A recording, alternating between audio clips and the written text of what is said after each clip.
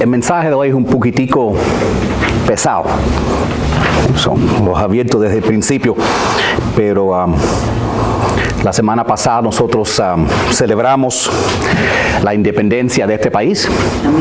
Y también hubo ciertas leyes y cosas que están pasando en el país que creo que es importante reflexionar sobre ellas, como lo de la Corte Suprema con Roe versus Wade y cosas así. Tuve un amigo que me hizo una pregunta, estoy preguntando por él, me dijo, ¿qué hago? Está embarazada. Esto es obviamente una historia de verdad. Yo tengo un amigo, mi amigo es poderoso, y siempre ha sido una persona ejemplar, fantástica, siempre ha sido una persona que ha honrado a Dios, pero una vez se fijó en algo, mejor dijo alguien, y tú sabes, un día parece que algo llevó a otra cosa, y le metió mano a esta chica. Y le metió mano, ¿sabes? Todo.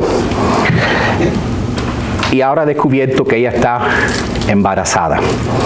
Y entonces me pregunta, ¿cuáles son mis opciones? Pero la situación se pone más complicada. Porque la mujer con quien él se acostó era la mujer de su amigo. La cosa se pone más complicada todavía porque la esposa de su amigo, y el amigo es su empleado. Todo iba bien, pero se le fueron la mano, parece fue solo una vez, me dice, solo una vez. ¿Y ahora qué hacemos? Creo que está embarazada. ¿Qué hago ahora? Y déjeme contarte un poquitico porque, como te dije, mi amigo es un hombre poderoso. El empleado de él estaba, obviamente es un hombre del gobierno, entonces tenía acceso el amigo de él, con quien hizo el acto, o la esposa del amigo de él,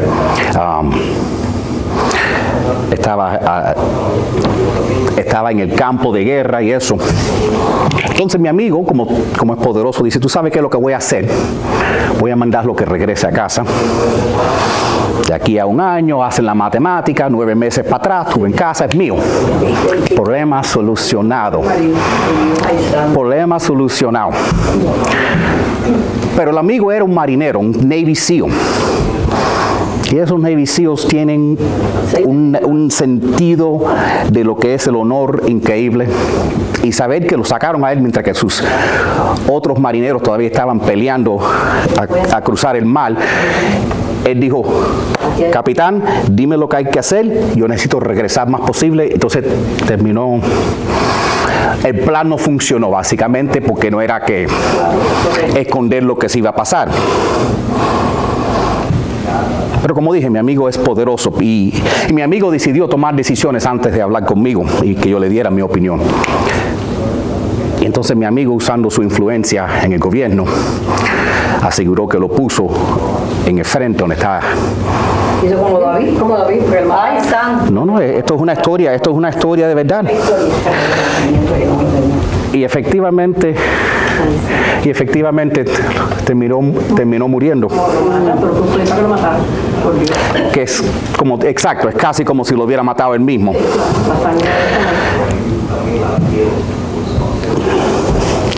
Bueno, problema solucionado. Ahora mi amigo puede tomarla a ella como mujer y el hijo de él.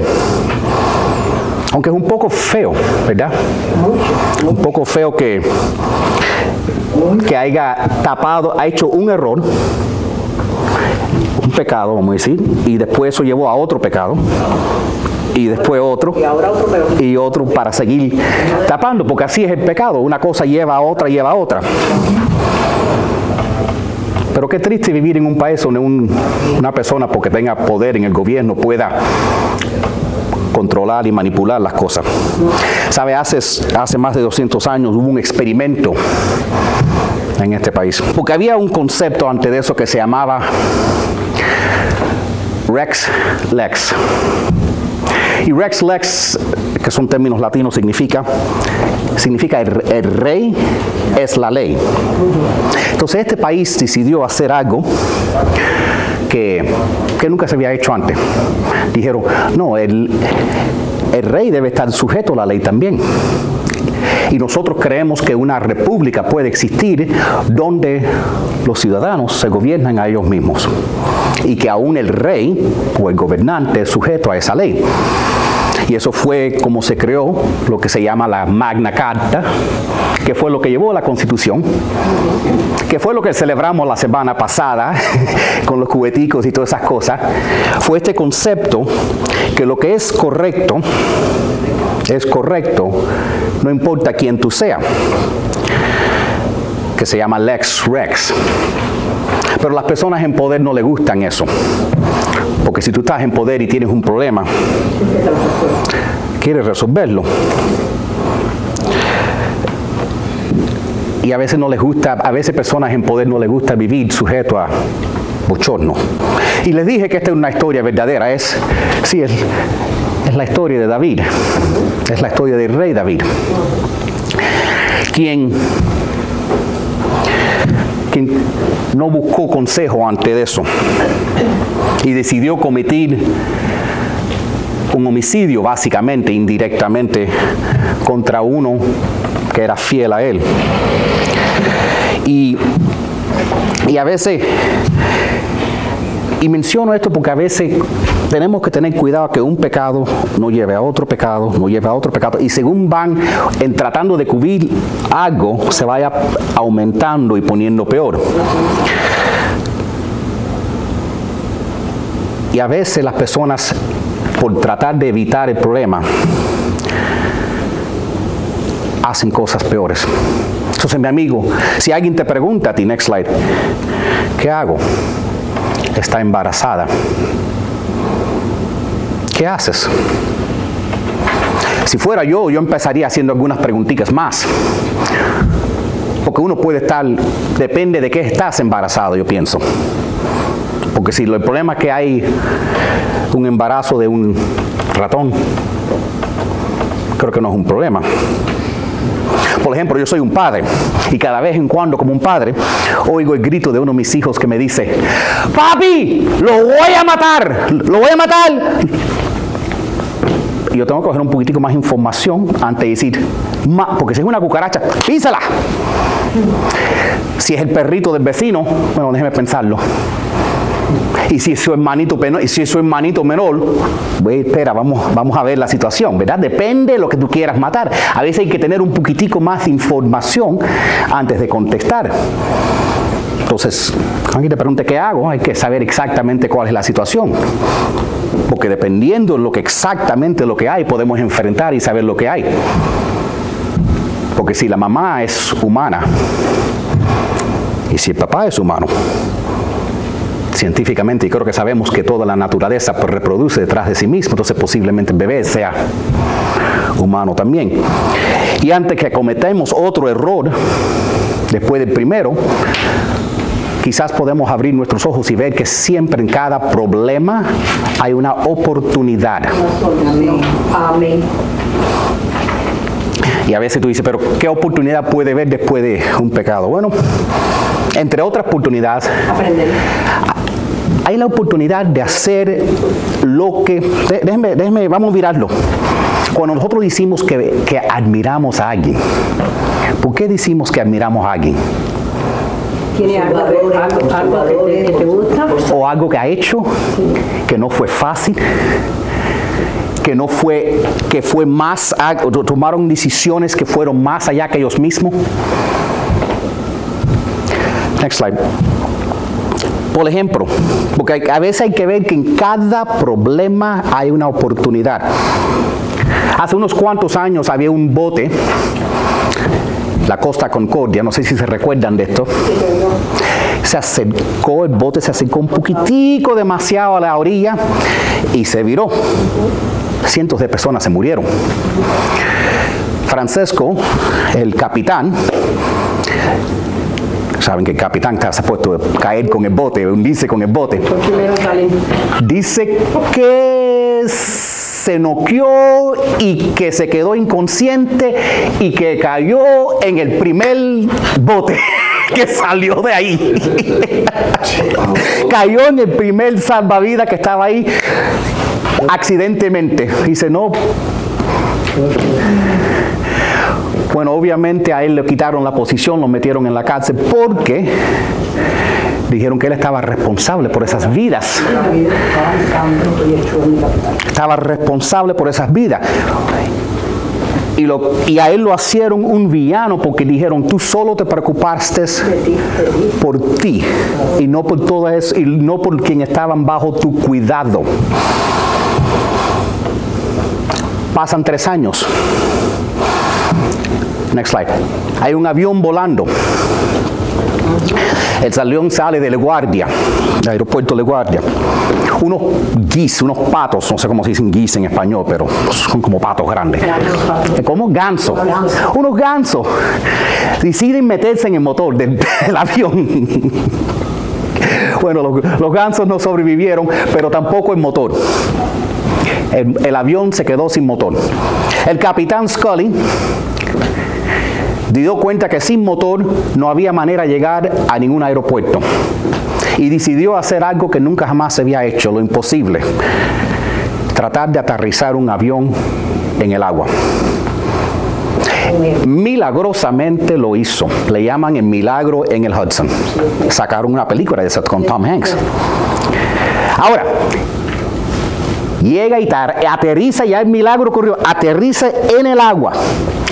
La gente de atrás se preocupa y no se dan cuenta que está en el agua, y la gente de atrás abren la puerta de atrás y el agua empieza entrando en el avión y el avión se empieza a hundir. Obviamente locura en ese momento, ya después que estaban bien, locura con todo el mundo huyendo y tratando de ir para el frente del avión.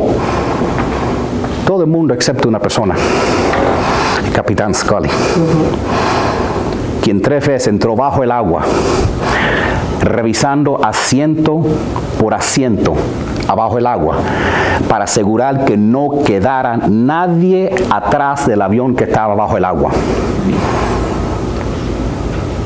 Por eso lo admiramos.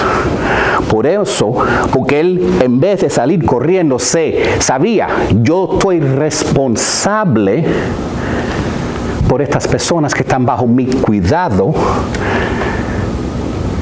y los voy a poner a ellos delante de mí.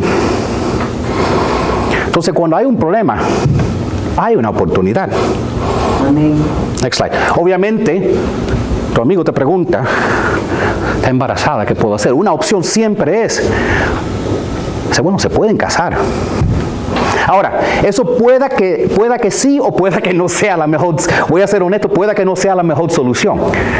Te digo por qué, porque si los dos son egoístas, si ninguno de los dos saben lo que es el amor, si ninguno de los dos respeta a Dios, si los dos viven por ellos mismos, juntarse solo va a ser más desastre. Pero es una opción.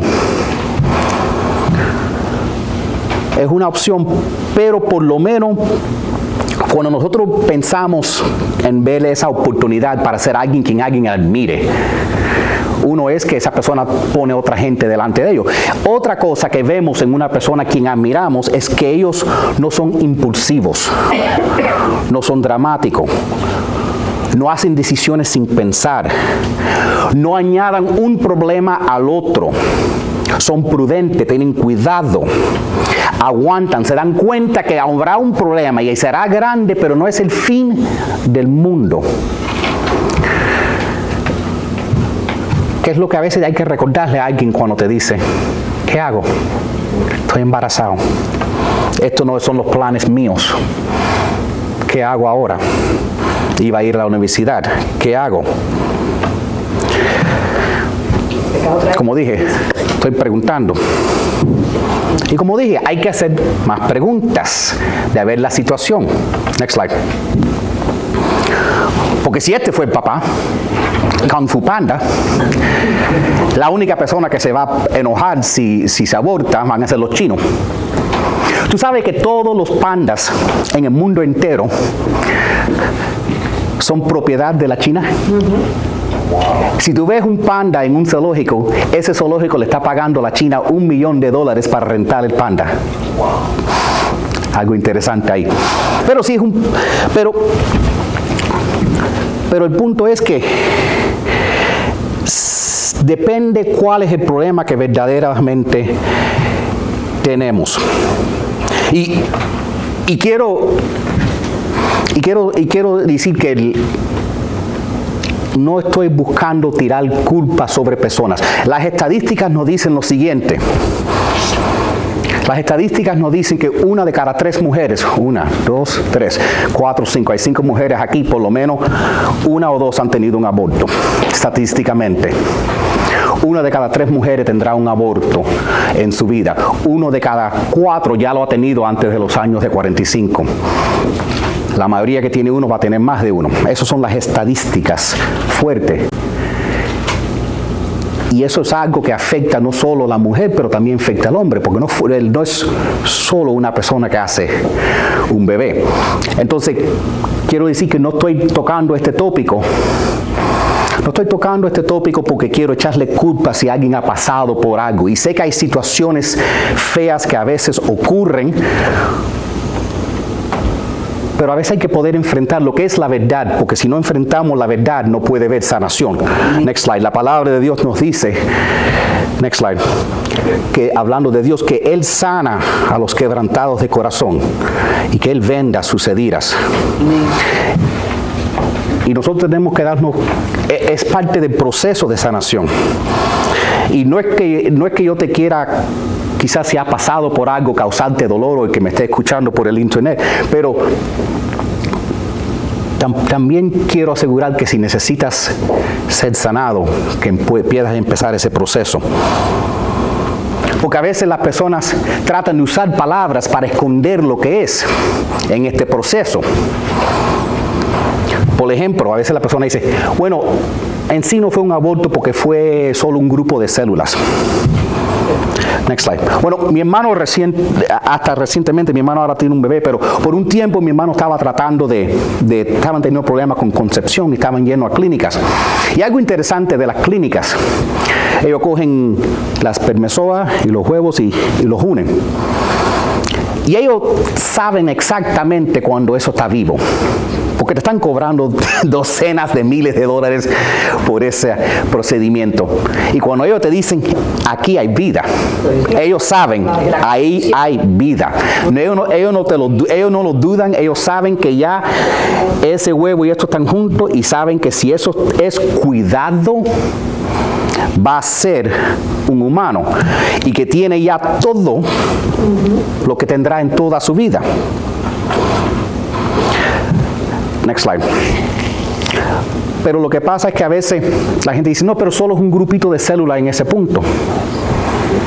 Cierto. Bueno, en sí, eso es lo que somos nosotros, un grupo de células. Pero en sí somos células todos. Entonces a veces la gente lo que tratan de hacer es para esconder y evitar el sentido de culpa del tópico verdadero, usan palabras diferentes. Next slide. Por ejemplo, tratan de decir, bueno, eso no luce como un humano. Y yo le diría, un niño de 4 años no luce como un viejo de 40. Y ese niño luce exactamente como cada otro niño a esa edad. Todos lucimos a ese punto en el desarrollo, todos lucimos igual. La palabra embrio significa el fruto. El fruto.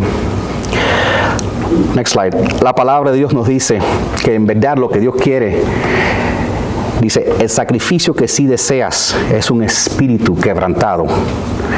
Y tú no rechazas un corazón arrepentido y quebrantado, oh Dios. El Señor Jesús nos dijo que bendecidos son los que tienen el corazón contrito. Amén. Y es parte de la razón que es importante, porque esta semana yo tuve a alguien que era cristiano, que predica, decir, no, yo no estoy de acuerdo, pero es su cuerpo, su decisión. Y me di de cuenta que aún entre los cristianos a veces nos confundimos con este asunto. A veces decimos, por ejemplo, bueno, no es humano porque por su tamaño. Next slide. Entonces, si ese es el caso, entonces el niño de 4 años es mucho más humano que el niño de 4 meses. Pero eso es lo que a veces se usa. Dice, no, pero es tan chiquitico, no es humano. Otra cosa que a veces la gente usa para decir si es humano o no, next slide, es que cuál es su nivel de desarrollo mental, que si sabe dónde está, que si sabe quién es. Y hay que tener un poco cuidado con eso. Hay un psicólogo famoso que se llama Peter Singer, que dice que él piensa que hasta que un humano no tiene 4 años debemos tener el derecho de matarlo. Porque un niño de 3 años no sabe dónde está, no sabe quién es todavía. Y si no sabe quién es, no tiene derecho de vivir. Tenemos que tener cuidado con eso porque, como le dije, el pecado lleva a otro pecado y al fin de eso, imagínate si cuando mi abuela ya no se recordaba su nombre, nos hubiera dado ese derecho de quitarle los últimos años de vida, porque dice, bueno, ya no se recuerda dónde ella vive. Pero eso ahí es donde, tristemente, ahí es donde quieren ir. Lo que estorbe se elimina. Entonces tratamos de decidir a qué punto es una vida humana. Next slide.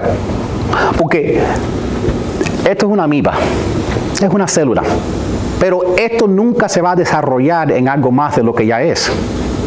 Nunca va a saber su nombre, nunca va a saber quién es. Entonces la gente trata de usar diferentes cosas para protegerse de lo que están haciendo. Por ejemplo, dice, bueno, la situación es que ese bebé no está en el ambiente todavía. Next slide. Entonces, si ese es el caso, entonces el momento que cogemos los niños, los metemos en el agua, ya no son niños, son pescados. No importa dónde estemos, somos lo que somos. Y next slide. Y la otra cosa que tratan de usar es el nivel de dependencia.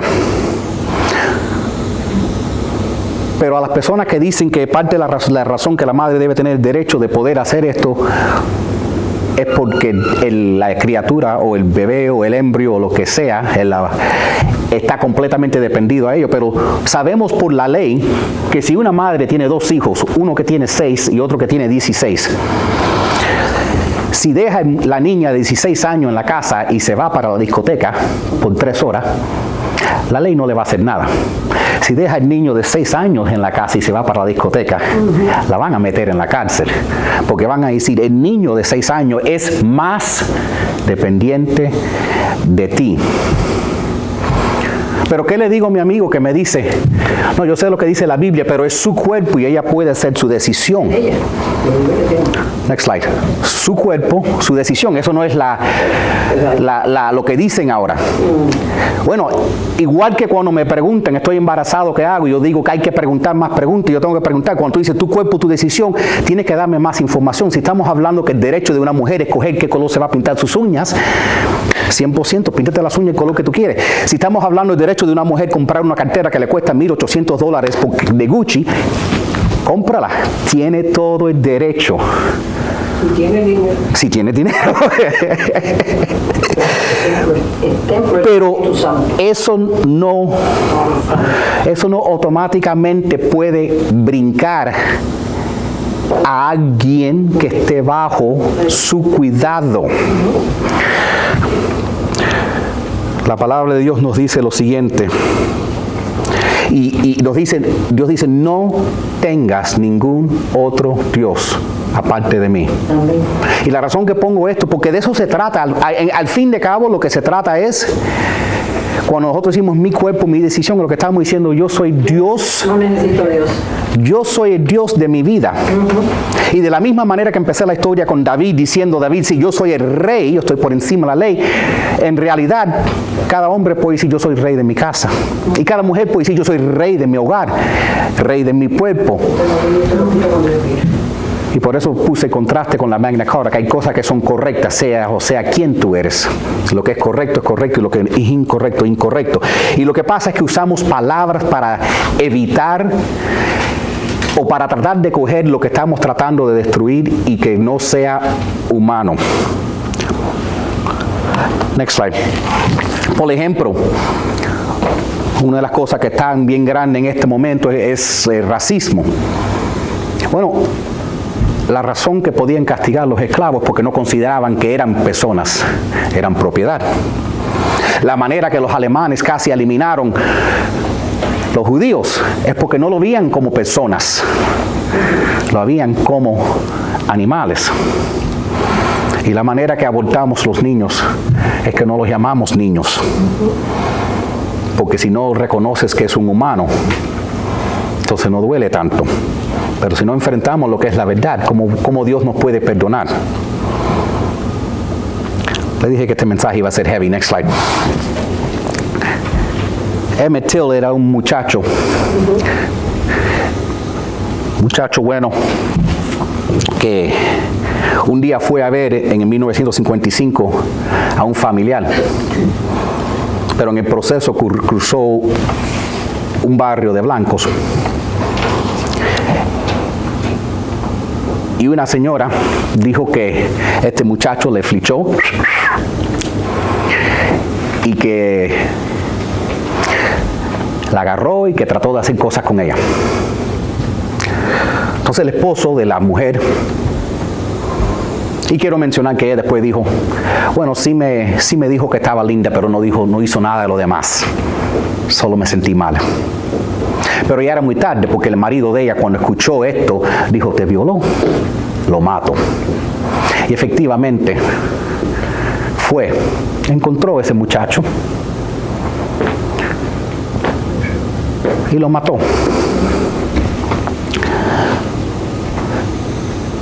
Cuando lo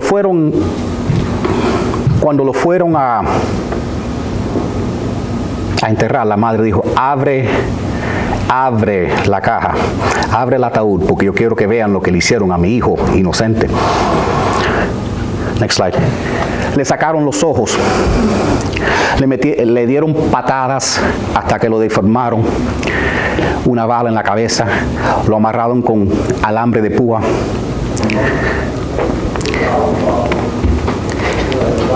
Porque no lo vieron como un humano. Voy a brincar algunas imágenes, no voy a pasar mucho tiempo en ellas porque son fuertes. Van a ser 3 imágenes y van a ser fuertes. Next slide. Next slide. Next slide. La manera que hacen un aborto depende en qué fase está. Si es posible, si es lo que tratan de hacer al final y lo que quieren es decir que la persona no es viva hasta que no respire afuera. Entonces lo que tratan de hacer, si es temprano en el embarazo, entonces lo que hacen es que sacan la criatura a pedazos, que es lo que vieron, los pedacitos ahí. Y entonces si ya está al nacer, que es lo que le llaman un aborto de último trimestre, lo que hacen es lo siguiente: el bebé sale normalmente por la cabeza primero, no lo dejan salir por la cabeza, lo sacan por los pies. Cuando ya la cabeza va a salir, paran, le rompen el cuello para que nazca muerto, porque dicen que mientras que no respire afuera, no ha nacido. Y entonces, como vieron, después lo meten en un cubo. El problema, sea que ocurra en el 9º mes o el primer mes, es que la mujer pueda que ya no esté embarazada, pero nunca padre de ser madre. Y por el resto de su vida, cada año, en esa fecha, dirá, hoy hubiera cumplido 3 años, mi hijo. Hoy hubiera estado casándose. Por el resto de su vida, porque una mujer nunca para de ser madre, igual que un hombre nunca para de ser padre. Tanto hombre o mujer, cuando yo he visto a un adulto perder a su hijo, su vida queda marcada por el resto de su vida. De ese punto es mi vida antes y mi vida después de perder este hijo, porque uno no puede parar de ser padre, uno puede parar de estar embarazado, pero no puede parar de ser padre. La Biblia, el profeta Isaías escribiendo dice: Sión decía, el Señor me abandonó, mi Dios se olvidó de mí. Y después dice: ¿pero acaso una madre olvidaría o deja de amar a su propio hijo? Y el profeta dice: claro que sí. El profeta nos dice, el profeta Isaías dice que desde 1974, 60 millones de almas han ido al cielo clamando para justicia. 60 millones, porque alguien se le olvidó amar a su propio hijo. Por eso la palabra de Dios dice: pues aunque ella lo olvide, yo no te olvidaré. Yo te llevo grabado en la palma de mis manos.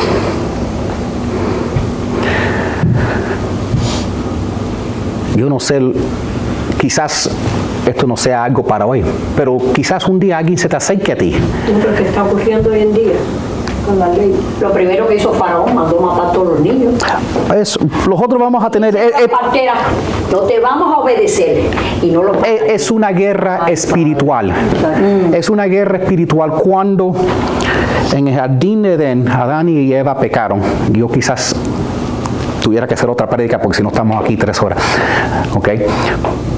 Pero cuando Adán y Eva pecaron, el Señor dijo, declaró guerra contra la serpiente. Y de ese punto, la serpiente ha estado tratando de destruir la semilla de la mujer. En otra ocasión entramos en un estudio de esa guerra espiritual, porque es lo que es una guerra espiritual. Por eso han habido tantas veces donde han tratado de eliminar a los hijos. Pero tenemos que por lo menos saber lo que hay. La Biblia nos dice: el que disimula su pecado no prosperará. Pero el que lo confiesa y lo deja obtendrá misericordia. Y aunque nadie lo sepa, hay que ver un ambiente donde si alguien está pasando por algo, se siente que pueda buscar ayuda antes que tome peores decisiones que después no pueden cambiar. Porque como hemos dicho, el pecado lleva el pecado. Para no hacer como David y hacer que el primer pecado lleve al segundo, lleva el tercero, lleva el cuarto. Y tenemos que darnos cuenta y no pensar que somos mejor que ellos. Porque si el hombre más fuerte en la Biblia, si el hombre más sabio en la Biblia, el hombre más fuerte es Samson, con quien vamos a hablar, el hombre más sabio, Salomón. Y si el hombre que la Biblia dice que tenía el corazón igual que Dios, David, pueden caer, ¿quién soy yo para pensar que soy tan fuerte para no caer si no tengo cuidado? Por eso la Biblia dice: ten cuidado, porque el pecado es como un león rugiente buscando a quien devorar. David escribió algo en este proceso. Next slide. Lo escribió en el libro de Salmo 32. Dice: qué felicidad la de aquellos cuya culpa ha sido perdonada. Qué gozo hay cuando los pecados son borrados. Qué alivio tienes los que han confesado sus pecados y a quienes el Señor ha borrado su registro de delincuencia y que viven en completa honestidad. Pero él reflexiona algo interesante, porque estábamos hablando de David, mi, entre comillas, amigo. Él dijo: y miserable, y gemía todo el día. Y él está hablando del tiempo antes que el Señor lo perdonó. Y yo creo que a veces eso es lo que nos pasa. Es que si no enfrentamos lo que verdaderamente pasa y lo mantenemos escondido, aunque quizás el mundo entero no lo sepa, tu almohada lo sabe. Las lágrimas que caen sobre tu almohada. ¿Qué hago? ¿Qué hacemos si alguien nos dice, estoy embarazado? Le recordamos que Dios es un Dios que puede sacar algo bueno de aún lo malo. Le recordamos a la persona que Dios da en cualquier problema, Dios siempre siembra una semilla de oportunidad. Y le recordamos a la persona que quizás eso no ha sido, quizás no fue. Y quiero decir algo de las violaciones. Porque las violaciones y el incesto son usadas como la excusa para el aborto. Pero menos del 2% de los casos de aborto son por cuenta de eso, de incesto o de violaciones. Y estaba viendo el testimonio de un increíble pastor que después que él y su esposa decidieron amarrarse los tubos para no tener más, decidieron tener más hijos y descubrieron que nadie quiere adoptar niños negros. Ya han adoptado 6, o sea, ya van por 8. Y el primero que adoptaron, descubrieron que fue una violación de la madre. Y el segundo que adoptaron, descubrieron después de 6 años, cuando la policía vino y le pidieron samples de la saliva, que era incesto de un familiar. Entonces dijo, aún así en casos tan terribles, no significa que Dios no puede sacar algo bello de algo tan malo. Que es el ejemplo que tenemos nosotros en la cruz. Porque quizás no sean nuestras decisiones, pero la palabra de Dios nos dice en el libro de Jeremías, te conocía aún antes de haberte formado en el vientre de tu madre. Y antes que te naciera, ya el Señor te había apartado. Cada persona va a haber un día que cada persona va a necesitar el apoyo de otro. Seamos nosotros lo que podamos con la palabra de Dios, no dando nuestras opiniones, pero con la palabra de Dios decirle a la persona, mira, esto será difícil, pero Dios abre un camino donde no hay. Amén. Amén. Y ese pastor, para cerrar, dice, quiero dar una cosita más de por qué yo decidí adoptar a esos niños aún con esa condición. Dice, porque mi mamá me quiso abortar a mí, porque ella fue violada. Y ella era la valedictoria, el número 1 en su clase de high school. Y para tenerme tuvo que salir de la escuela. Y a los 48 años de ella dejar su educación, regresó para graduarse. Entonces dijo, cuando alguien me dice, porque las condiciones no fueron lo que yo pensaba, porque no es conveniente, dice, tú no sabes lo que Dios puede hacer con esa semilla. Porque aunque no sea aunque lo que esté pasando no entendamos nosotros, no significa que nuestro Dios ya no tenga un destino y un propósito para sacar algo bueno de algo tan terrible. Amén.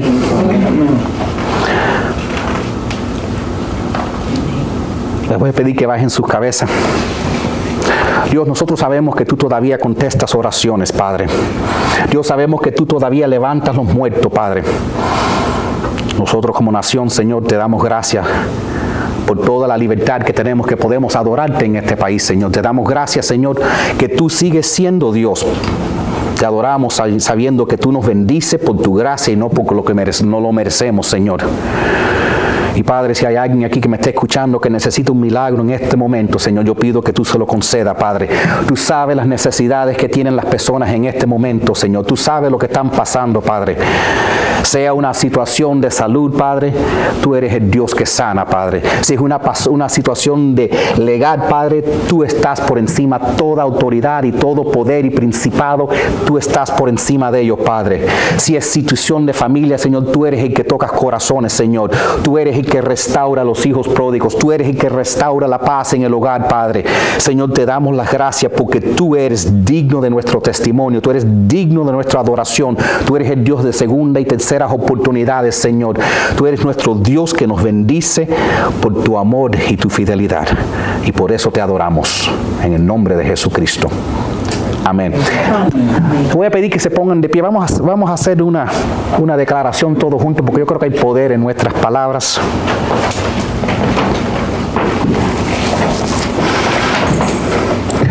And let me go ahead and get you up here, Mr. Haniel. I'll have Alex switch the slides. Muchas gracias a todo el mundo que nos está viendo por el internet.